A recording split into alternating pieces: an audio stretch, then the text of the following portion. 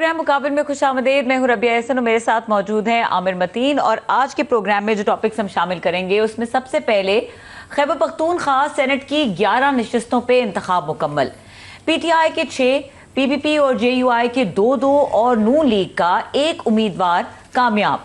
Khurram Zeeshan election से दस्तबरदार न हुए, जबकि मिर्जा आफरीदी कामयाब। बज़ाहिर एक तयशुदा फॉर्मूला पीटीआई की हुकूमत के हक में है भी या नहीं, पार्टी के अंदर इस हवाले से मुतफर्रिक राय पाई जाती है। इलेक्शन से पहले मुजाहरे भी हुए और बयानबाजी भी। पीटीआई के अंदर आखिर चल क्या रहा है, तहरीक का लाया अमल कहाँ है, इस इलेक्शन के बाद मामलात कैसे होंगे, इस पे बात करेंगे। इसके अलावा बात करेंगे बलूचिस्तान में खातून और मर्द का बेदर्दी से कत्ल, मकतूलीन को ईद से 3 रोज कबल जरगे में कारोकारी करार देकर कत्ल का फैसला सुनाया गया। वाकये की वीडियो सोशल मीडिया पर वायरल होने के बाद रियासत हरकत में आई। गैरत के नाम पर बर्बरियत की ये रिवायत कब से चलती आ रही है और आखिर कब तक चलती रहेगी, कोई नहीं जानता। ऐसे मामलात में बाद में किरदार कशी का सहारा लेकर असल हकायक को छुपाया जाता है।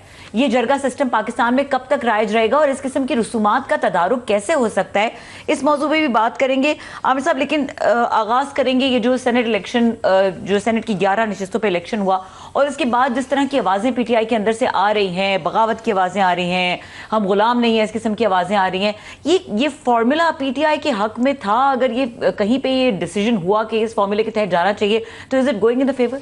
जी, सबसे बड़ा सवाल ही यही है कि सेनेट की ये इलेक्शन के बाद केपी में क्या खोया, क्या पाया, क्या पीटीआई ने पॉलिटिकली गेन किया है या अपना नुकसान किया है। तो जो रिएक्शन आया है पार्टी की कैडर्स की तरफ से, वो जनरली मैं समझता हूँ सियासी तौर पे बहुत नुकसान पीटीआई को हुआ है। अली अमीन अपनी ज़िद में ज़रूर पूरे हो गए।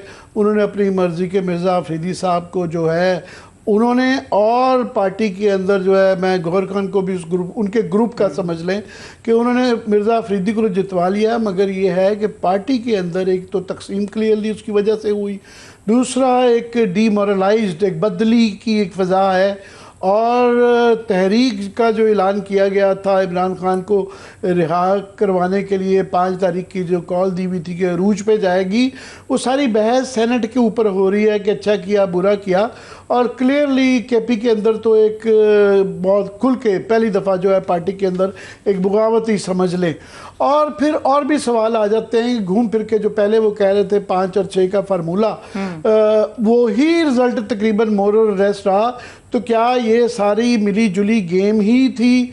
और जो ये शोर वावेला मचाया जा रहा था कि जी अगर ना किया गया, ये हमने बिला मुकाबला ना इलेक्शन करवाए तो हमारे 20-25 लोग टूटेंगे, तो मोरल रिजल्ट तो वही आया। अब उसमें सवाल है कि जी कैसे आया कि पीटीआई जो कि 8 सीटों तक बड़ी क्लियरली ले जा सकी लगती थी, उन्होंने उनकी नंबर्स गेम के अंदर आप देखें कि 92 सीटें थीं, यहाँ 18 और 19 सीटों के ऊपर भी जो है तला महमूद 17 पे जीते हैं। जेयूआई के मौलाना ताउल हक जो है वो 18 वोटों पे जीते हैं और 17-18 पे जीत रहे थे। तो अगर 20 की भी एवरेज लगाई जाए तो इनके पास 12-15 वोट, 12 से 15 वोट एक्स्ट्रा थे। तो इन्होंने ना उसका कुछ गेन किया, या होता है कि आप नेगोशिएट करते हैं उसको दे के तो किसी और से टेक्नोक्रेट्स या ख़वातीन में ले लिया जाता है। क्लियरली 8 तक कर सकते थे और 7 तो मिनिमम था इनका होना चाहिए। तो कंसीड करके भी और ये फिर भी जश्न मना रहे हैं, तो मुझे नहीं समझ आती। आप देखें पीपल्स पार्टी की 10 सीटें, इनके पास 12 एक्स्ट्रा थी। 20-20 का भी अगर लगाया जाए, अगर 18 लगाया जाए तो इनके पास 12 क्या है, इनके पास फिर 16 के करीब 16-17 एक्स्ट्रा सीट थी। 17 पे उन्होंने जो है अपना कैंडिडेट जीत लिया। पीपल्स पार्टी की टोटल 10 सीटें थी, उन्होंने 2 सेनेटर बनवाए हैं 10 सीटों से। और एक जेयूआई ने 18 सीटें थी, उन्होंने भी 2 किराए। मज़े की बात है जो 2 एक्स्ट्रा आए हैं वो क्लियरली वो बिगेस्ट जो एटीएम्स कह लें वो वहाँ की एटीएम हैं जिनका पार्टी नज़रियात से कोई ताल्लुक़ नहीं। दिलावर खान मुख्तलिफ दौर में हर दफ़ा पावर पॉलिटिक्स के साथ रहते हैं। नून लीग से भी आ चुके हैं, इंडिपेंडेंट भी आ चुके हैं। और सब हमारे साथ मौजूद है, मैं ज्वाइन किया है रहनुमा पीटीआई खुर्रम ज़ीशान ने, उनको वेलकम करेंगे। अस्सलाम वालेकुम। जी वालेकुम अस्सलाम। खुरम, मैं चाहूँगा पहले तो मैं आप आखिरी हद तक आपने ऐलान भी किया था कि आप विड्रॉ नहीं करेंगे और आपने अपना एहतजाज भी रजिस्टर करवाया। पहले मुझे ये गेम समझाएं कि 10-10 पार्टी वाले, पीपल्स पार्टी 10 वोटों के साथ दो सीट्स जीत जाती है और मार्जिन के साथ, और JU वाले 18 के साथ जो है वो भी 2 जीत जाते हैं। तो ये जो 6 ली गई, क्लियरली आपकी भी गुंजाइश निकल सकती थी। तो ये गेम हुई क्या? गेम हुई सर, जो प्लान बनाया गया था। पहले आपको पता है, एक फॉर्मूले के तहत ये बिला मुकाबला आना चाहते थे और वो बिला मुकाबला को रोकने के लिए ही मैंने ये कहा था कि नहीं, इलेक्शन होगा और मैं किसी सूरत विड्रॉ नहीं करूंगा। तो वो प्लान इन्होंने आपस में मिल बैठ के तय कर लिया। जाहिर है रियासती मशीनरी इनके पास है और मींस बहुत सारे हैं इंशाल्लाह, बल्कि मेरे से ज्यादा आपके पास डेफिनेटली चीजें होंगी। लिहाज अली साहब एक पेशावर के जर्नलिस्ट हैं, उन्होंने बताया है कि किस तरह से आज ये इलेक्शन हुए, किस तरह से पर्चियां, और वोट देने वाले को भी नहीं पता था कि मैं वोट किसको डाल रहा हूं। तो बहरहाल मुझे ये समझ नहीं आती है कि चलें ऑपोजिशन को, बाकी लोगों को तो मुझसे मसला हो सकता है, मेरी अपनी पार्टी क्या मसला है मुझसे। तो अभी मैं देख रहा था इशू ये आ गया कि पहले एक जो KP की पार्टी ने लिस्ट इशू की थी, उसके अंदर जो है 4थे नंबर पे आपका नाम था, 5वें नंबर पे उन्होंने अजहर मशवानी भी डाले हुए थे। उन्होंने जो है उसके बाद उनकी रिकमेंडेशन को नहीं माना गया और ये फिर कहा गया कि जी इमरान खान ने, क्योंकि ये बैरिस्टर साहब गए थे और फैसला कर लिया। मेरे सामने अगर वो दिखा भी सकें, अली असगर खान जो हैं, ये पार्टी के KP के सेक्रेटरी हैं, उनकी तरफ से भी और आतिफ खान की तरफ से भी आई है, उन्होंने भी लिस्ट ये शेयर की है। और अली असगर खान का कहना है कि जी अगर इमरान खान से मुलाकात और ब्रीफिंग का इख्तियार सिर्फ बैरिस्टर सैफ तक महदूद है तो फिर पार्टी को अपने फैसले खुद करने चाहिए, जिम्मेदारी भी खुद लेनी चाहिए। ये कह देना कि जी इमरान खान का फैसला है तभी दुरुस्त होगा जब हमें पता हो कि उनको सही पोजीशन बताई गई है। क्या कहेंगे?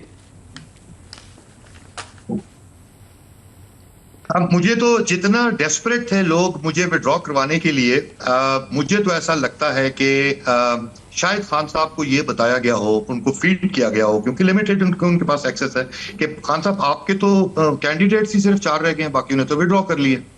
ठीक है, तो इसलिए शायद इतनी डेस्परेशन थी, गॉड नोस, मुझे नहीं पता। लेकिन बात यह है कि खान साहब ऐसा डिसीजन कैसे ले सकते हैं कि जिन लोगों ने उन्हें जेल में रखा हुआ है, जिन लोगों से वो बात तक नहीं करना चाहते, आप उनसे बंद कमरों में सीटों की बंदरबाट कर रहे हैं। मतलब कुछ गैरत, कुछ ईमान, कोई तो अखलाकियात होनी चाहिए जो बिल्कुल बाकी नहीं रही। तो इस चीज का अफसोस है मुझे। वैसे खुरम, ये बात ज़्यादा देर छुपेगी नहीं, जाहिर है अनकरीब किसी ना किसी को इमरान खान से एक्सेस होगी। नेक्स्ट टाइम कोई वकील जाएंगे तो ये बात सामने आ जाएगी। क्या आपका क्या रिएक्शन होगा कि अगर ये पता चले कि वाकई उनको तफसील भी बताई गई थी, उसके बावजूद उन्होंने जो है मिर्ज़ा अफरीदी का नाम अप्रूव किया था? मेरा तो रिएक्शन बाद में आएगा। मैं आपको सच्ची बात बोलूं, मुझे अभी कोई टॉट कर रहा था कि आपने 0 वोट लिया, तो मैंने उसे ये कहा कि कुछ जंगें जीतने के लिए नहीं लड़ी जाती हैं, कुछ जंगें सिर्फ और सिर्फ मज़ाहमत के लिए और बताने के लिए लड़ी जाती है कि ये लोग जो आपके सामने खड़े हैं ये जानवर नहीं है, ये भेड़ बकरियां नहीं है, ये आजाद लोग हैं। अगर मुझे पार्टी डिसिप्लिन के नाम पे या ये कहकर ब्लैकमेल करे कोई कि नहीं आपने पार्टी की रेड लाइन, कल ये लोग कहते हैं कि 6 महीने, हमने पॉलिटिकल कमेटी फैसला कर लेती है कि 6 महीने आपने बात नहीं करनी खान साहब के बारे में और कोई तहरीक नहीं चलानी, तो क्या मैं वो मान लूंगा? जहां पर मेरे नजरिए पर आंच आएगी मैं वहां पर दीवार बन के खड़ा होऊंगा इंशाल्लाह। दूसरी बात सर, बहुत इंपॉर्टेंट बात, इस डिसीजन को अभी तो इलेक्शंस भी हो गए, इन नामों की फहरिस्त को पार्टी ने अपने लेटर हेड पे, चेयरमैन ने क्यों नहीं अपने दस्तखत से इशू किया? Why nobody wants to take this responsibility on his shoulders? जब लास्ट ईयर इलेक्शंस, जब खान साहब की जब ये इलेक्शन सेनेट के लास्ट ईयर हो रहे थे, तो चेयरमैन ने एक लिस्ट जारी की ऑफिशियली, फिर रिवाइज हुई लिस्ट दोबारा जारी की, क्या मजबूरी थी? अभी क्यों नहीं कर सकते थे? नहीं, ये बताएं कि ये जो आपका ये जो केस है अब, ये पहले तो मुक़तदरा या अरबाब इख्तियार रियासत, ये तो अपनी पार्टी से है। ये जो आप कहे जा रहे हैं कि हम भेड़ बकरियां नहीं हैं, हांके जाएंगे, तो ये तो आप अपनी पार्टी की लीडरशिप को कह रहे हैं। मैं अपनी पार्टी की लीडरशिप को भी कह रहा हूं। मैं चंद लोग पार्टी की लीडरशिप के, सबको नहीं, चंद लोग जो पावरफुल पोजीशन पे हैं उनसे और पाकिस्तान की पूरी अशराफिया से कह रहा हूं कि आप लोगों ने इन पाकिस्तानी लोगों को भेड़ बकरियां समझ रखा है। आप समझते हैं जिस तरफ डंडा लेके इन्हें हाँक दोगे हम कोई बिकाऊ हैं। आप समझते हैं एक वजारत का लालच दे दो, 10-12 करोड़ का लालच दे दो तो इस बंदे की जमीर को खरीद लेंगे हम। हर बंदा ऐसा नहीं होता। हर बंदा ओहदों के लिए, सेनेट में नशिस्त के लिए नहीं खड़ा होता। आज भी लोगों का, कुछ लोगों का जरूर किरदार जिंदा है जो अपने जमीर के मुताबिक फैसला करते हैं। तो ये स्टेटमेंट एक आना बहुत जरूरी थी। मैंने 0 वोट लिए हैं लेकिन मुझे फख्र है, अल्हम्दुलिल्लाह, मैं खुश हूं। आज मेरे दिल को इत्मीनान है, मेरा जमीर मुतमईन है। आपका ज़मीर मुतमईन है, मगर ये जो आपका एहतजाज है, आपका क्या फीडबैक है पार्टी के अंदर? ये आपका पार्टी डिसिप्लिन की खिलाफ वर्जी देखी जा रही है या ये देखा जा रहा है कि आपने ठीक किया? सर चंद लोगों को छोड़ के, 4-6 लोगों को छोड़ के पूरी की पूरी पार्टी मेरे साथ खड़ी है, अल्हम्दुलिल्लाह। और मैं तो चाहता हूं कि मुझे कोई शो कॉज नोटिस दिया जाए ताकि मुझे मौका मिले कि मैं उसका जवाब दूं। ये पार्टी के अंदरूनी मैटर्स है, मैं डिस्कस तो नहीं करना चाहता हूं, लेकिन पब्लिकली ये बात कही गई है तो मैं पब्लिकली अभी भी कह देता हूं कि मैं इंतजार कर रहा हूं उस नोटिस का। मैं इंतजार कर रहा हूं, कल निकालते हो, आज निकालो, आज निकालते हो, अभी निकालो, अभी, मैं ताकि जवाब दूं। अभी तक आपको कोई आपके खिलाफ तादीबी एक्शन या उसकी कोई इतला आई है कि जनाब आप पार्टी की डिसिप्लिन को वायलेट आपने किया है? बढ़ के सुन रहा हूं सर मैं इधर उधर से, लेकिन अभी तक मुझ तक कुछ पहुंचा नहीं है। तो अब इसके बाद ये बताएं कि ये अब सीटें जो है हार भी गई, कम ली गई, 1-2 सीटें जो लेनी चाहिए थी, मगर बहरहाल वो वोट जो हैं, ये जो दिलावर खान को और तला महमूद को और रुबीना बीबी को जो मिले हैं, तो ये क्लियरली पीटीआई के काफ़ी सारे लोग हैं जिन्होंने ये वोट दिए हैं। जी बिल्कुल। और मैं मजे की बात आपको बताऊं कि इसीलिए उन लोगों को जो वोट डाल रहे थे उन्हें खोलने की भी इजाजत नहीं थी कि आप ये वोट खोल सकते हैं। जो पर्ची मिली वैसे ही आपने डालनी है, आपको नहीं पता कि आप किसको वोट डाल रहे हैं। नहीं, आप ये कह रहे हैं कि सबको पर्ची पहले पकड़ाई गई कि आपने ये पर्ची खोलनी भी नहीं है, डाल देनी है। ये जी वहाँ के जो लोकल पेशावर के सहाफी हैं, जो लोकल पेशावर के सहाफी हैं, लिहाज अली साहब ने रिपोर्ट की अपने, अभी भी उनका मैं देख रहा था, ऐसा हुआ है। और मेरे पास उनके अलावा भी ये रिपोर्ट्स हैं, तो ये चीजें तो खुल के आ जाएंगी सामने। वैसे बल्कि कल मेरा माजी का ये तजर्बा रहा है कि जो ये वोट टूटते हैं, जो लोग वहाँ पे इनसाइडर होते हैं, उनको मोरलेस अंदाज़ा होता है कि किसने किस को बेचा, क्या गेम क्या हुई है। आपको भी कोई अंदाज़ा है कि कौन कौन से लोग हैं जिन्होंने जेयूआई या पीटीआई के लोगों को वोट डाले हैं? सर मुझे फर्स्ट हैंड इस बारे में नॉलेज नहीं है, तो मैं मतलब इस पे तो नहीं कह सकता कुछ के कौन है, लेकिन डेफिनेटली लोग तो हैं। जब उनकी न्यूमेरिकल स्ट्रेंथ से ज्यादा उनको सीट्स मिल गई है तो डेफिनेटली लोग तो हैं, लेकिन पता लग जाएगा इंशाल्लाह। जाहिर है वो 24 दिलावर खान को 54 वोट मिले हैं और जो रुबीना बीबी को भी 52 वोट मिले हैं। पीपल्स पार्टी की 10 सीटें हैं या 18 सीटें जेयूआई की हैं, तो ये बाकी वोट वो तो क्लियरली नंबर्स तो बता रहे हैं कि ये पड़े हैं, और बाकी एक्स्ट्रा वोट तो वो सारे पीटीआई के थे। मगर फिर भी सिंबॉलिकली तो ये आप उम्मीद कर रहे थे कि कोई 2-4 लोग आपको वोट डालेंगे। जी मुझे बिल्कुल ऐसा था। मैंने तो पहले तो मैं बड़ा क्लियरली सर, मैं इस सीट में कभी इंटरेस्टेड ही नहीं था। मुझे तो खान साहब ने, मैं घर में सोया हुआ तो उनका मैसेज आया, और मुझे फिर खान साहब का ये मैसेज भी आया। अली मीन ने मुझे रात को कॉल की कि आप सुबह आए, अपने नॉमिनेशन पेपर सबमिट करवाएं। मुझे इस चीज में इंटरेस्ट ही नहीं था, ना मैंने कभी रिक्वेस्ट की थी, ना कभी पार्टी से मैंने इस मामले में कोई बात की थी।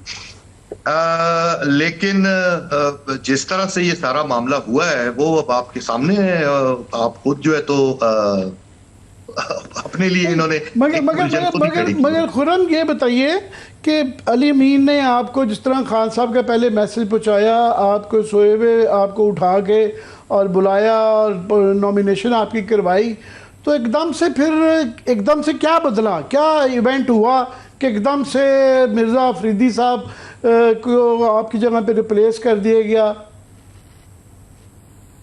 सर मिस्टर मिर्जा का, लेट्स बी ऑनेस्ट और क्लियर, मैंने मिर्जा का नाम तो पहले भी था लिस्ट में, लेकिन पहले मेरा नाम था जो अभी नहीं है उसमें ऑब्वियसली। उसमें फर्क ये है कि लास्ट ईयर जब ये लिस्ट निकली थी तब खान साहब से मुलाकातें होती थी रेगुलर बेसिस पे, वकला जाते थे, फैमिली जाती थी, उनसे मुलाकात हो जाती थी, तो कोई बात ढकी छुपी नहीं रहती थी, सब चीज मतलब हफ्ते में 2-3 दफा आपको क्लियर बातें, सब खान साहब की बातें बाहर पहुंच जाती थी। अब जो सबसे बड़ा पार्टी का जो इस वक्त मसला बना हुआ है वो ये है कि खान साहब अंदर क्या बात कहते हैं और उन तक क्या इंफॉर्मेशन पहुंचती है, इस वजह से ये सारी कंफ्यूजन है और इस कंफ्यूजन को दूर करने का हल जरूर निकालना होगा। अच्छा खुरम, ये जो आपने रेजिस्टेंस क्रिएट की है, जिस तरह से आमिर साहब ये बात पहले पूछ चुके हैं कि आपको क्या लगता है इन द कॉन्टेक्स्ट ऑफ जिस तरह से कॉल दी गई है 5 अगस्त की तहरीक की, और ये एक बड़ा क्लियर मैसेज आया है खान साहब का अंदर से कि आप लोग आपस में इत्तेफाक रखें और आपस में ना लड़ें, तो इस तरह की रेजिस्टेंस जो आपने सिंबॉलिक भी क्रिएट की है, उससे आपको नहीं लगता कि ऑप्टिक्स इस तरह के क्रिएट होंगे कि जो कारकुन है या जो फॉलोअर है वो बुरी तरह से उसका ट्रस्ट शैटर करेगा लीडरशिप पे भी और पार्टी के पूरे स्ट्रक्चर के ऊपर? जी, this is one angle of looking at it. इसका एक दूसरा एंगल है। वो एंगल क्या है? वो एंगल ये है कि वो पार्टी के वर्कर्स जो बिल्कुल खामोश, बिल्कुल जैसे आप कहते हैं ना कि मायूसी की तरफ जा रहे थे, मायूस तो नहीं हुए थे, मायूसी की तरफ जा रहे थे, उन्हें कम से कम एक होप मिले। वो क्यों मायूस थे? वो अपनी ही लीडरशिप के रवैये से मायूस थे, वो अपनी ही लीडरशिप पे जो है तो उनको नहीं एतमाद करते थे, उनको एक होप मिली है। मैं आपको एग्जांपल ये देता हूं कि 2 दिन पहले मुझे पता भी नहीं था और मेरे लिए कोहाट में सैकड़ों लोग निकले। उससे 2 दिन पहले पेशावर में इरफान सलीब के लिए सैकड़ों वर्कर्स निकले और जो ओवरवेलमिंग हमें रिस्पांस मिल रहा है, तो लोग अब ये चाहते हैं कि वर्कर उठें, खुद से लीड करें, उनको वर्कर में अपनी उम्मीद नजर आ रही है। और ये तहरीक अभी जो लोगों के अंदर, वर्कर्स के अंदर एक नया पैशन जागा है, हम इसको चैनलाइज करेंगे 5 अगस्त पे अपनी खान साहब की रिहाई की तहरीक को पीक पे ले जाने के लिए। तो इंशाल्लाह कभी भी ऐसा नहीं होगा, कभी ये प्रेशर हम क्रिएट की होने देंगे। हम ग्राउंड पे काम भी करेंगे, कर भी रहे हैं, और इंशाल्लाह इसमें मजीद जज्बा और जोश आएगा। खुरम, ये आपका वलवला जज्बा अपनी जगह, मगर एक तासुर ये भी है कि ये सारा जो मामला हुआ है उससे काफ़ी एक तबका वर्कर्स का है जो बड़ा डिमोरलाइज्ड है कि इस पार्टी के अंदर वर्कर की कोई अहमियत नहीं है। जिस तरह आप भी अभी कह रहे थे कि हम कोई जानवर हैं कि आंके जाएं, तो ये तहरीक तो पीछे चली गई, इशू तो अभी ये सेनेट का ज़्यादा बड़ा बन गया है। जी सर, सेनेट तो बस आज रिजल्ट आके खत्म हो गए, हमारी तो मतलब तकसीम तो आई ना, तकसीम तो इसके बाद पार्टी केपी के अंदर अब क्लियरली तकसीम है। मैं क्या मतलब लूं, ये अली असगर साहब का जो बयान है, मैं दोबारा उसकी तरफ जी प्लीज कहिए। जी सर, तकसीम का तासुर है, एक्चुअली तकसीम नहीं है। मैं उसका क्यों कह रहा हूं? इसलिए कि वर्कर्स तकसीम नहीं है, फोर्स तो आपके पास वर्कर्स हैं आपके। और मैं आपको सच्ची बात अगर बोलूं तो आपकी जो पॉलिटिकल कमेटी है उसमें 4-6 लोगों को छोड़कर बाकी सारे के सारे एक ही पेज पर है, एक ही पेज पर है। तो और दूसरी बात यह है कि हम आपस में देखें, ये एक जमहूरी पार्टी, अपनी अपनी राय लोगों की हो सकती है। मैंने एक फैसले पे जो है तो एतराज किया है, उससे इख्तिलाफ किया है, लेकिन इसका मतलब ये तो नहीं है कि मैं पार्टी का हिस्सा नहीं हूं या पार्टी से मुझे कोई नाराजगी है। मुझे कई दोस्त नाराज रुकन कह रहे हैं, तो मैं तो नाराज नहीं हूं। बिल्कुल एक फैसले पे मुझे इख्तिलाफ था, मैं उस पर कायम हूं। लेकिन जहां पे बात आती है खान साहब की, उनकी रिहाई की या तहरीक की, तो वो तो किसी हर बंदा उस पर इत्तेफाक करता है, उस पर तो कोई डिवीजन हो ही नहीं सकता। खुरम, मगर एक दरार तो आ गई है वर्कर में और लीडरशिप में। अल्टीमेटली फैसले कि कैसे ये तहरीक निकलेगी, कहाँ इकट्ठे होना है, क्या किधर जाना है, ये तो लीडरशिप ने फैसले करने हैं। अगर ये एक बीच में एक दरार आ गई है तो फिर ये आगे कैसे जाएगा? सर देखें, बेसिकली क्वेश्चन अभी जो एक मसला बना हुआ था वो लीडरशिप डिस्क्रेडिट हो चुकी है कुछ लोगों की गलत बातों की वजह से, या कुछ उनका अपना भी कसूर होगा, जाहिर है, ऐसे ही तो नहीं होता। लेकिन अब लोगों को ये अंदाजा हो रहा है कि हमें यहां वहां नहीं देखना, हमें अगर तहरीक चलानी है तो हमें खुद। और सर बड़ा डिफरेंस है पहले की तहरीक में और अभी की तहरीक में। पहले आपको एक सेंट्रल कोई बंदा चाहिए होता था जो इस्लामाबाद लोगों को लेकर जाता था। अब क्योंकि ये पूरे मुल्क में है तहरीक और लोकलाइज होगी, तो आपको छोटे छोटे जिलों में, शहरों में, वहां पर आपके लोकल कोई अगर पैशनेट वर्कर्स हैं, वो आपको लीड करते हुए नजर आएंगे इंशाल्लाह। नहीं तो खुर्रम, क्या आप क्या कहना चाह रहे हैं कि बैरिस्टर गौहर जो चेयरमैन है पार्टी के, अगर वो कहेंगे कि इस तरीके से होना चाहिए तहरीक का स्ट्रक्चर, या अगर अली अमीन गंडापुर कहेंगे कि यहाँ पर आना है, तो क्या लोग ना सुने, वर्कर उनकी ना सुने और लोकल लीडर्स को सुनेंगे? सुनेंगे। मैं ये नहीं कह रहा, मैं बिल्कुल ये नहीं कह रहा कि वो कहें और लोग ना आए, बिल्कुल नहीं मैं ये कह रहा हूं।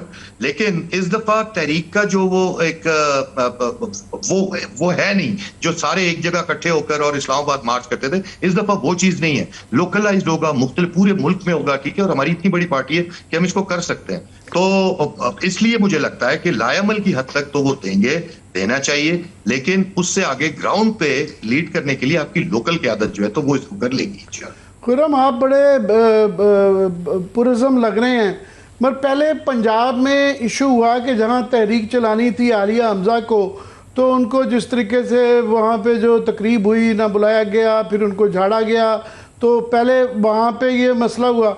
अब केपी में आप खुद आपके अपने अल्फाज में कि लीडरशिप डिस्क्रेडिट हुई है, तो डिस्क्रेडिट तो सबसे ज़्यादा फिर अली अमीन गंडापुर का है कि 92 सीटों के साथ अगर 4 ली हैं तो डिस्क्रेडिट तो आ गया, उनका ही है और किसका है? तो ये तो बात यही है कि फिर क्यों इतना इंसिस्ट किया जा रहा था, क्यों ये खदशात जाहिर किए जा रहे थे? इसका इफेक्ट, पॉइंट मेरा ये है कि इसका इफेक्ट तहरीक पे नहीं पड़ेगा कि जब 2 मेजर सूबों के अंदर जो है आपके ये दरार आ गई है, लीडरशिप और वर्कर के अंदर एक तकसीम आ गई है। मैं सर उसी तरफ आ रहा हूँ। सर बात यह है कि लीडरशिप की तरफ मेरा नहीं ख्याल कि आप ज्यादा लोग देखना चाह रहे हैं। अब ठीक है, लायामल दे देंगे, बाकी चीजें कर देंगे, लेकिन लोगों को खुद से निकलने का अब ये हम तरगीब भी दे रहे हैं, एहसास भी दिला रहे हैं कि आप यहाँ वहां देखना छोड़े, खुद से। आप कब तक किसी मसीहा का इंतजार करते रहेंगे? कब तक आप देखते रहेंगे कि आपको कोई निकालेगा तो आप निकलेंगे? अपने हक के लिए खुद नहीं खड़े हो सकते आप? तो हम तो मेरा कहने का ये मकसद है। तो बेशक 4-6 लोगों की होगी आपस में कोई ओहदेदारों की, वर्कर सारे इकट्ठे हैं, कोई ऐसी बात नहीं।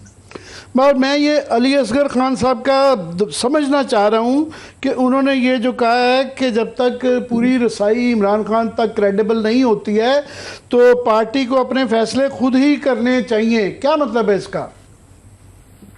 इसका ये एक्सेप्टेंस है इस बात की कि पार्टी ने फैसले किए ही नहीं है। मैं तो मुझे पता है इस पे भी मुझे बड़ा सुनना बहुत कुछ पड़ेगा, लेकिन जो सच है वो सच है, सारी दुनिया को नजर आ रहा है, तो इसमें कोई ढकी छुपी बात तो है नहीं। जब से खान साहब जेल में है या जब से उनके साथ डिस्कनेक्ट हुआ है लोगों का, तो कोई एक डिसीजन पॉलिटिकल कमेटी या कोर कमेटी के क्रेडिट पे बता दें जो इन्होंने अपनी मर्जी से लिया हो, मतलब इंडिपेंडेंटली अपना माइंड इस्तेमाल करते हुए।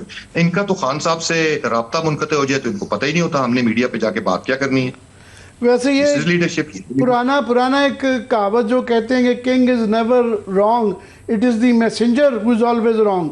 तो ये यहाँ भी वो नहीं है कि आप सारा कुछ ही पैगाम रसां तब पे ही डाल दिया है, जहाँ से पैगाम आया है वहीं पे ही अगर गलती हो।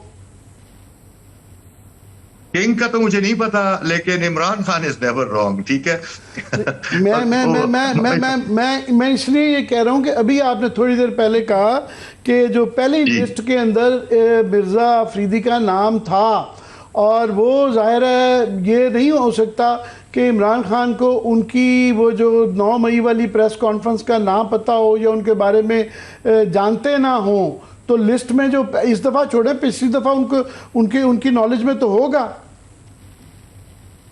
सर मुझे इस बारे में भी डाउट है कि खान साहब को पता होगा या नहीं होगा। मैं ऑनेस्टली कह रहा हूँ, मैं उनके खान साहब को मतलब वैसे ही डिफेंड नहीं कर रहा। मुझे ऑनेस्टली इस बारे में डाउट है कि खान साहब को इसका एक्चुअली पता होगा या नहीं होगा। लेकिन इंपॉर्टेंट चीज ये है कि अंदर उनको फीड क्या किया जा रहा है, अंदर उनको क्या फीड किया जा रहा है। उनको कहीं ये तो नहीं कहा जा रहा कि ये बंदा 1.5 अरब रुपए इतना लगा चुका है और उसने 26 उम्र में बड़े खर्चे किए हैं, जबकि मतलब बहुत सारी ऐसी बातें हैं। तो तो खुरम, कुछ बातों का सवाल ये है इंतजार कि आपके पास क्या स्ट्रैटेजी है कि ये जो कम्युनिकेशन गैप है जिसके बारे में मुख्तलिफ लोग ये बात करते जा रहे हैं कि मैसेज ठीक नहीं पहुंचाया जाता, सही से पोर्ट्रे नहीं किया जाता सिचुएशन को, इस वजह से या तो सही इंस्ट्रक्शंस नहीं आती या सही पहुंचाई नहीं जाती। So hope is never a good strategy. What is the strategy you have? क्या चेंज करेंगे तो ये कम्युनिकेशन गैप फिल हो जाएगा?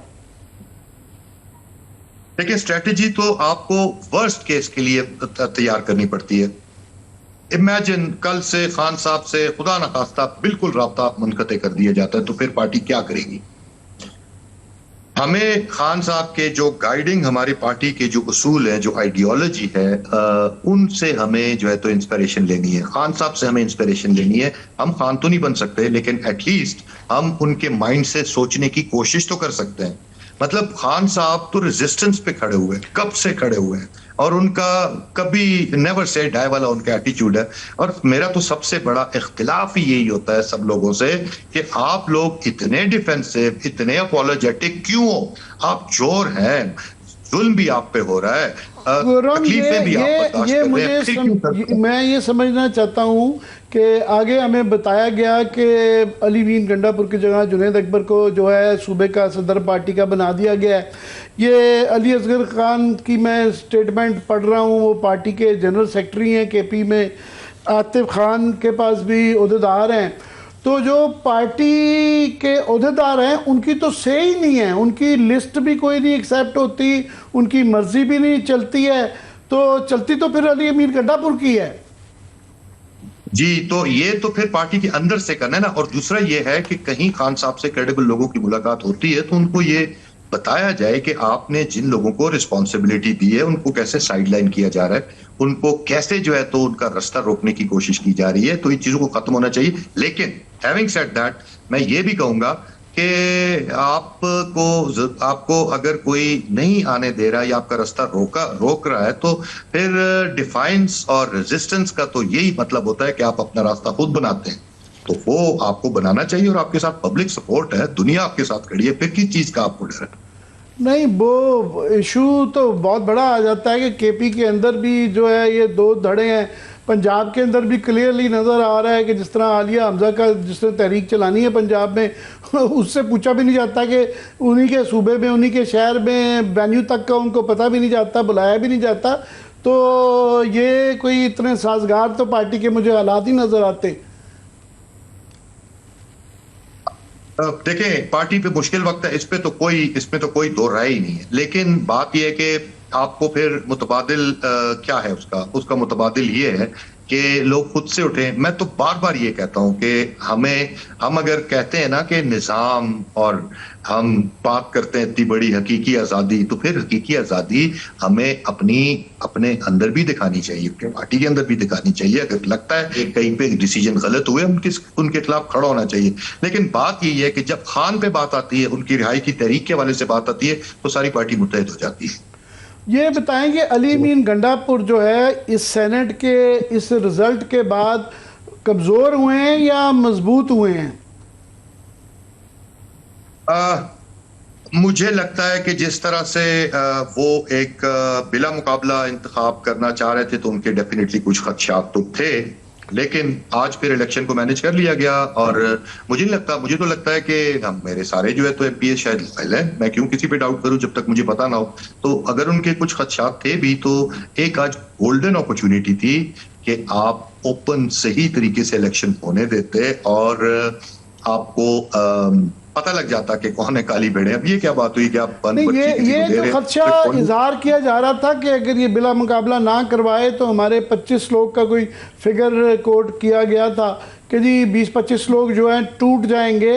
तो 4 सीटें तो वो जो जनरल की कही जा रही थी वो तो मिल ही गई। वो खदशात तो ज़्यादा कोई वजन वाले नहीं थे। बिल्कुल, तो इससे तो ज़ाहिर स्ट्रेंथ साबित होती है। लेकिन मैनेज है ना बहुत सारी चीजें, ये तो अभी चीजें खुलेंगी, सामने आएंगी। और उसके अलावा भी आपने एक सीट गिफ्ट की है, 18 वोट। ये बल्कि मैं अभी देख रहा था काफी जगहों पर, ये मैंने देखी है, इसको मैं तफसील से भी देखूंगा। 18 वोट हमारे एक्स्ट्रा, जिसपे आपका एक सेनेटर एक्स्ट्रा आ सकता था, ये सीट हमने दे दी है, गिफ्ट कर दी है। ना सिर्फ जनरल का, मैं समझता हूँ कि 4 सीटें जो थी खवातीन और टेक्नोक्रेट की, उसमें भी 2 की बजाय तीसरी का भी निगोशिएट किया जा सकता था। बिल्कुल किया जा सकता था सर, यही तो बातें, यही तो बात है। मतलब आप पार्टी के मफाद पे कौन कॉम्प्रोमाइज कर रहा है? अब ये तो फुली ओपन सीक्रेट है, सबको पता है। नहीं, एक तो ये पार्टी के अंदर उनकी पॉपुलैरिटी अली अमीन की, एक ये था कि ये मखसूस नशिस्तों के बाद एक इस तरह का शोशा भी छेड़ा गया था कि जी वो उनकी गवर्नमेंट को खतरा है, फॉरवर्ड ब्लॉक बनने का। तो क्या अब उनकी चीफ मिनिस्ट्री कम से कम स्ट्रांग हो गई है?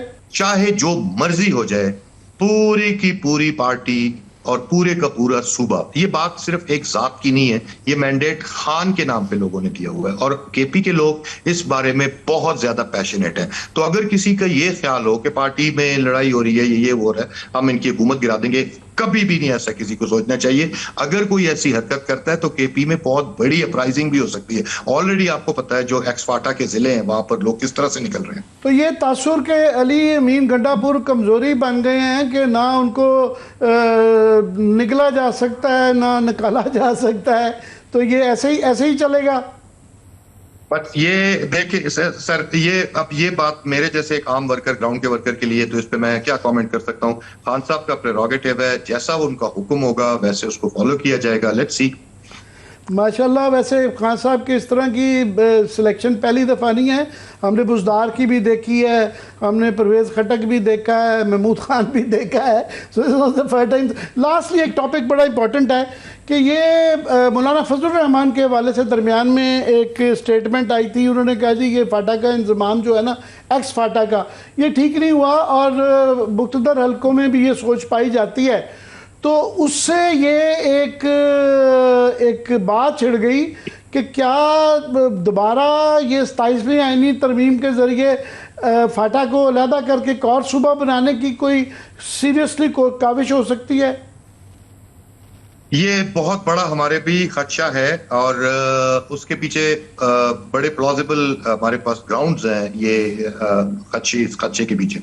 मेरा तो ख्याल है कि JUI का, क्योंकि उनकी महदूद ताकत है केपी के अंदर, तो उनका चीफ मिनिस्टर तभी हो सकता है कि अगर फाटा का अलहदा सूबा बन जाए। इस मौजूदा केपी में तो चीफ मिनिस्टर नहीं उनका हो सकता। हमें सूबे का खदशा नहीं है, हमें खदशा ये है कि ये फेडरल गवर्नमेंट के जैसे इसके पुराने स्टेटस को दोबारा से बहाल ना कर दे, ताकि ये वो जो माइंस हैं, मिनरल्स हैं, बाकी जो चीजें हैं उन पे डायरेक्ट SIFC का कंट्रोल और इस तरह की चीजें। बहरहाल खुरम, बहुत बहुत शुक्रिया आपका हमारे लिए वक्त निकालने का। अपने वक्फा लेना चाहे जी, बहुत शुक्रिया। खुरम ज़ीशान हमारे साथ मौजूद थे, एक्सक्लूसिव गुफ्तगू कर रहे थे और यहाँ पे वक्त हुआ ब्रेक का। ब्रेक के बाद बात करेंगे जो बलूचिस्तान का अनफॉर्चुनेट वाक़या है और ये जो गैरत के नाम पे कत्ल की एक रवायत चली आ रही है, इसके साथ क्या होना चाहिए, किस तरीके से सोसाइटी अब इसको देख रही है। इस ब्रेक के बाद हमारे साथ रहिए।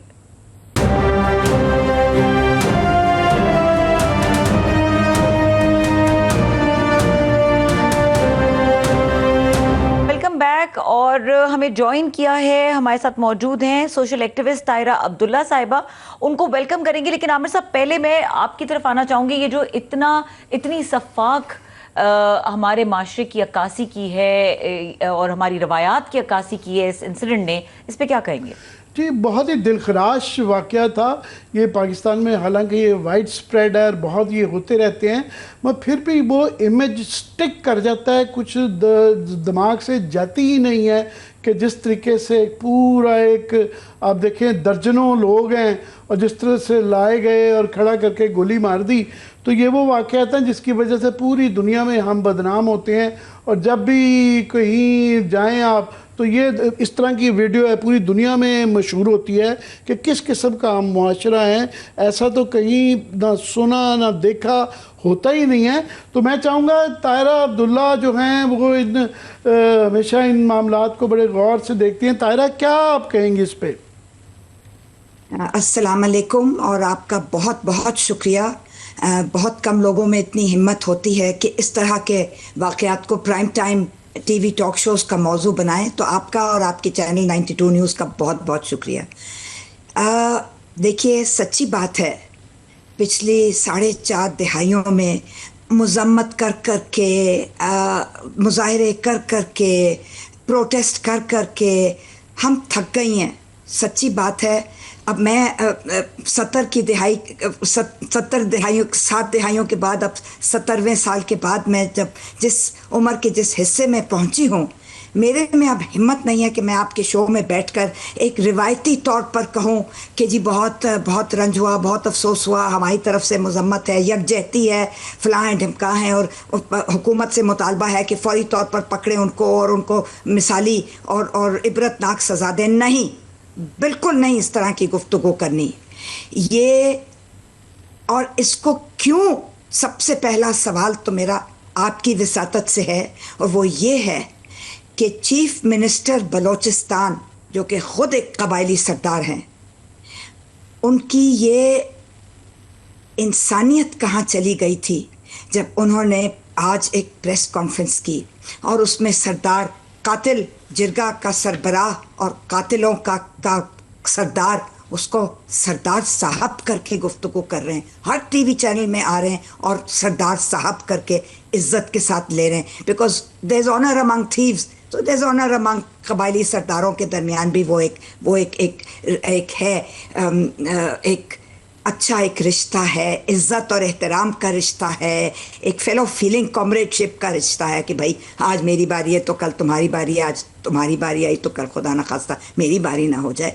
तो जिस तरह गुफ्तगू, और उसमें उन्होंने मीडिया को भी लताड़ दिया, विक्टिम ब्लेमिंग और शेमिंग भी की, ये क्या हो रहा है? वैसे उन्होंने साथ में इफ्स एंड बट्स के साथ ये कह के कि मैं विक्टिम को ब्लेम नहीं कर रहा, मगर ये कह देना ही कि वो गैर शादीशुदा उनका कोई अज़दवाजी रिश्ता नहीं था, उससे ही ये तासुर विक्टिम ब्लेमिंग का उभर आता है। बिल्कुल उभर आता है जी, है। वो कह रहे हैं कि पता नहीं वो शादीशुदा थे कि नहीं। आपकी ये, इसमें आपका क्या बिजनेस है कि आप उनकी इज़दवाजी हैसियत के बारे में गुफ्तगू करें? ये कत्ल का मुकदमा है, ये 302 का मुकदमा है। आप अपनी तफ्तीश करें और कटहरे में लेकर आएं कातिलों को और उनके एडर्स और अबेटर्स को और सहूलतकारों को। आप कौन होते हैं? दायरा लिया है, मगर मेरे लिए ये इमेजिन करना कि आजकल के दौर में, सोशल मीडिया के दौर में, हर एक के पास एक फ़ोन है और उसके अंदर कैमरा है, कि ये इतने महीनों ये बात निकल ही नहीं सकी और इतने लोग वहाँ दर्जनों मौजूद थे, 2 कबीले पूरे इसके अंदर शामिल थे और बात नहीं निकली इतने महीनों। एक आपको दिलचस्पी की बात ज़िमनन बताती चलूं, 2004 में सिंध हाई कोर्ट ने और 2012 से लेकर आज तक सुप्रीम कोर्ट ने बार बार ये फैसले सुनाए हैं और अहकामात जारी किए हैं मरकज़ी हुकूमत को भी और सूबाई हुकूमतों को भी कि जिरगे और पंचायतें गैर आइनी हैं, गैर कानूनी हैं और सबसे बढ़कर गैर इंसानी हैं और गैर मुनसिफाना है। इनको तायरा, इसके बावजूद आप भी जानती हैं, मैं भी जानता हूं कि बलूचिस्तान में और सिंध में भी और इवन पंजाब के साउथ के अंदर भी ये बड़ा वाइड स्प्रेड है, ये जिरगे होते हैं, कत्लों के फैसले होते हैं, ये जारी है। आमिर साहब, आप, मैं थोड़ा सा, पता नहीं आप चला सकेंगे कि नहीं चला सकेंगे, कौन बैठता है जिरगों में और पंचायतों में? वो लोग जुम्मा, हफ्ता और इतवार को जिरगों और पंचायतों के सरपंच और सरबराह होते हैं, जो कि पीर से लेके जुमे तक मुकन्नना में बैठते हैं, हुकूमत में बैठते हैं।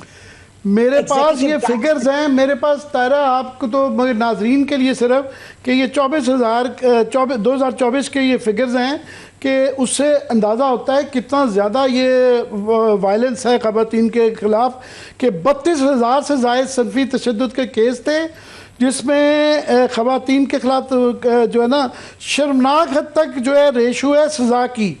गैरत के नाम पर 547 कत्ल हुए, सिर्फ 5 में सज़ा हुई। और ये भी गलत है कि ये बलूचिस्तान में है। मैं लास्टली तारा सुन लें कि ये भी एक तासुर गलत है कि ये बलूचिस्तान और सिंध में है। सबसे ज़्यादा पंजाब में हुए 225 कत्ल, सिर्फ 2 को सज़ा हुई। इस तरह ही बलूचिस्तान में 32 हुए और 1 को भी सज़ा नहीं मिली। तो इसको सजा हो जाएगी इस मुकदमे में जो नहीं लोग जी, हैं? नहीं हो जाएगी। वो मैंने इब्तिदा में अर्ज कर दिया था, there is honour among thieves. ये आपस में इनकी सुलह सफाई हो जाएगी। सुलहनामा, मुआफीनामा, राजीनामा, कॉम्प्रोमाइज सेटलमेंट, ये क्या बला है? ये किस चिड़िया का नाम है? ये जरूर होगा, हम हर दफा देखते हैं। अच्छा, ये जो आपने आगे जाने से पहले आमिर साहब, ये जो आपने अदाद व शुमार पेश किए, ये जरूर किसी बहुत मुस्तनिद आपको जराए से मिले होंगे, लेकिन प्लीज प्लीज इस बात को आप अपने गिरह से बांध के रखिए कि ये टिप ऑफ द आइसबर्ग हैं। ये वो हैं जो कि मीडिया में या सामने आ गए, पुलिस में आ गए, एफआईआर आ गई, या किसी मीडिया तफ्तीश इन्वेस्टिगेटिव जर्नलिस्ट को पता चल गया।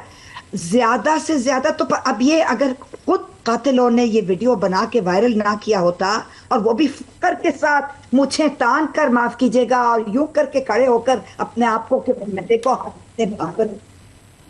धड़ल्ले से करने को कि है कोई हमें पकड़ने वाला, तो आपको मालूम है ये टिप ऑफ द आइसबर्ग भी नहीं है, जो कि असल में अदाद शुमार। मैं एक बात और करना चाहती हूँ जी, अगर आपकी इजाजत हो, और अगर आप 1 मिनट और दे दें, वो ये है कि इसको अंग्रेजी में जब ऑनर किलिंग का लफ्ज देते हैं ना, तो ये गलत बात हो जाएगी जी।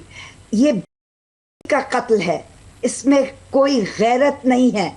जो करता है वो है, चाहे वो कबायली सरदार क्यों ना हो, जागीरदार क्यों ना हो, इंडस्ट्रियलिस्ट क्यों ना, कोई कानूनदान क्यों ना हो, मुकन्नना में क्यों ना हो, वो सब के सब। आपने कहा इंसानी पहलू है, वो किसी की बहन, बेटी, माँ है, उसके वो रिश्ते एकदम से कैसे सोचना भी कि एकदम भाई आगे गोली मार देगा, कैसे हो जाता है ये? एक और बात है जी, आपकी बात से इत्तेफाक करते हुए मुझे आगे बढ़ने दें कि मैं किसी की माँ ना भी हूँ, बहन ना भी हूँ, बीवी ना भी हूँ, बेटी ना भी हूँ, मैं औरत होने के नाते एक इंसान हूँ सबसे पहले।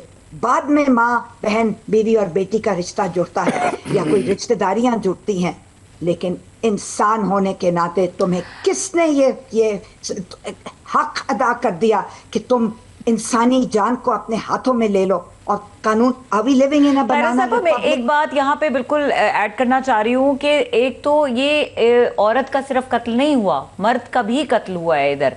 और दूसरी बात ये कि जो हमारे सोशल फैब्रिक के अंदर बिगाड़ है, ठीक है कि रिस्पॉन्सिबल या स्टेट की रिस्पॉन्सिबिलिटी है, लेकिन over the period of time इतना जमाना चेंज हो चुका है, इतनी टेक्नोलॉजी आ चुकी है, ये हमारी गैरत की डेफिनेशन क्यों नहीं चेंज हो रही? इसलिए कि आपके निसाब में, आपके तालीमी निसाब में, आपकी तालीमी तदरीसी कुतुब में और आपकी टीचर्स ट्रेनिंग के मवाद में इंसानी जान की, इंसान की इंसानियत की कोई वक़्त नहीं है, कोई कदर नहीं है, कभी भी तब्दील नहीं होगा जब तक आप तालीमी निसाब नहीं तब्दील करेंगे। एक और वाक़या है, वो तारा होता ये है कि एक जो बहुत लाइमलाइट में आ जाता है तो सारा उसी का जिक्र करते हैं। आज ही की ये खबर है कि लोअर दीर में भी जो है गैरत के नाम पे, अगेन जो आप कोट अनकोट गैरत के नाम पर भाई और भाभी का कत्ल कर दिया गया। तो ये रोज़ के वाक़यात हैं। अभी ये कल परसों हम जिक्र कर रहे थे कि इत्तेफाक नहीं है कि दुनिया में खित्ते में नहीं, यूनाइटेड नेशंस के जो फिगर्स हैं जेंडर गैप में, we are the worst in the world. So ये 148 टोटल सर्वे ही 148 मुल्कों का है। हाँ जी, तो हम 148वें नंबर पे हैं। तो ये कोई इत्तेफाक का मतलब है कि जहां जंगें लड़ी जा रही हैं और कत्ल गारत का बाजार गर्म है, उनसे भी हम बदतर हैं। मगर मैं थोड़ा सा मुझे गिला सा हुआ है कि आप माशाल्लाह आपकी 70 साल आपने खुद ही उम्र बता दी, खनक में आपकी फ़र्क नहीं पड़ा। और आपने ये जो कहा कि मैं अब थक गई हूँ, आप थक नहीं सकती, ये आपने सारी उम्र ये आपकी स्ट्रगल रही है, तो हम उम्मीद करते हैं इसको आप जारी रखेंगी। बहुत मेहरबानी, बहुत शुक्रिया, इंशाल्लाह जारी रहेगा। लेकिन कानून मौजूद है, पीपीसी सीआरपीसी मौजूद है, आइन मौजूद है, आर्टिकल 25 मौजूद है। ये किसी काम का नहीं रहेगा जब तक हम हमेशा से इतने दिहाइयों से कहते चले आए औरतों को बाइख्तियार बनाओ, औरतों को, बच्चियों को बाइख्तियार। नहीं, हमारे मर्दों को तालीम की ज़रूरत है, हमारे लड़कों को बाइख्तियार बनाओ और इतना मजबूत कर दो कि वो औरतों को मार मार के कत्ल कर दें। मुझे मालूम है रबिया साहिबा के इसमें मर्द भी कत्ल हुआ है, लेकिन मैं उमूमी गुफ्तगू कर रही हूँ कि जब तक हमारे मर्दों का रवैया और माइंडसेट और उनकी सोच और फिक्र नहीं तब्दील होगी, उस वक्त तक कारोकारी भी जारी रहेगी, स्वरा भी जारी रहेगा, वट्टा सट्टा भी जारी रहेगा, इरजाई भी जारी रहेगा, संग चट्टी भी जारी रहेगा और मेरे मुंह में खाक के ये जारी रहेगा। कानून ठीक के है। होने से नहीं, मुआशरा जब तक सारा ठीक नहीं किया जाएगा तो ये गल नहीं साफ होगा। बिल्कुल, बहुत शुक्रिया। ताहिरा अब्दुल्ला, सोशल एक्टिविस्ट, हमारे साथ मौजूद थी एंड वेरी इंपॉर्टेंट वर्ड्स, जिस तरह से उन्होंने बात की और इस पूरे मामले को जो उन्होंने पहलू उजागर किए हैं। प्रोग्राम का वक्त खत्म हो गया, देखने के लिए शुक्रिया, इजाजत दीजिए, अल्लाह हाफिज।